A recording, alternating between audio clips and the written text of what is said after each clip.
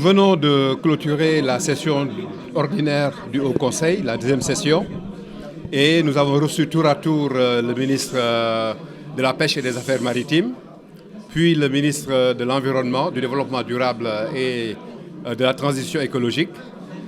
Il s'en est suivi de l'audition du ministre des Mines et de la Géologie. Et aujourd'hui, on a bouclé la boucle avec le ministre du Pétrole et des Énergies.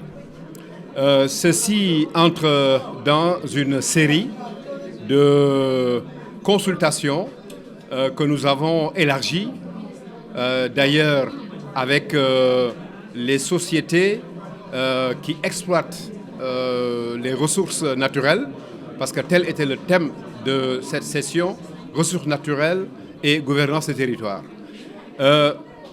Au-delà maintenant de ces auditions, le Haut Conseil a inauguré un concept nouveau, le Haut Conseil au cœur des territoires.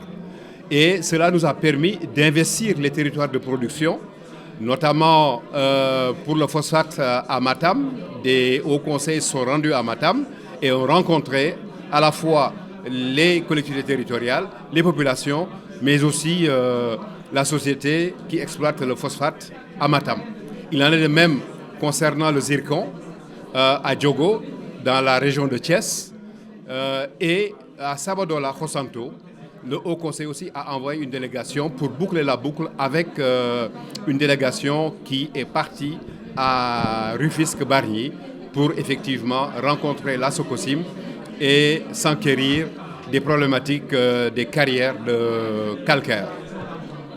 Nous avons aussi dans ce cadre-là invité les organisations faîtières.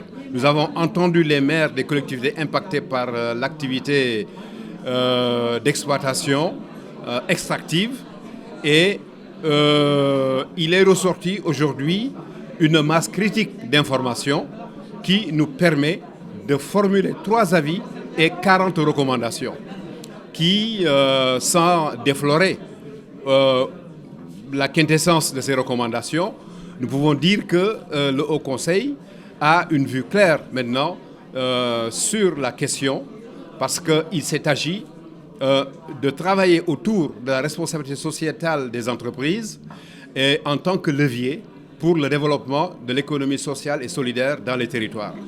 Et ceci nous a permis effectivement de toucher le doigt des problèmes qui existent dans les collectivités territoriales, des problèmes de relations entre collectivités et entreprises exploitantes. Et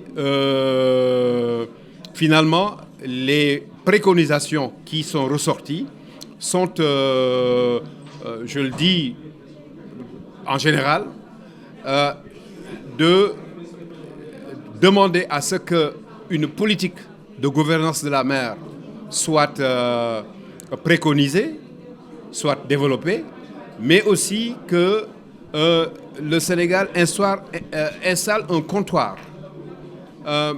et une raffinerie d'or pour pouvoir effectivement mieux gérer le potentiel qui se trouve à Sabadola et toute cette zone de Kédougou.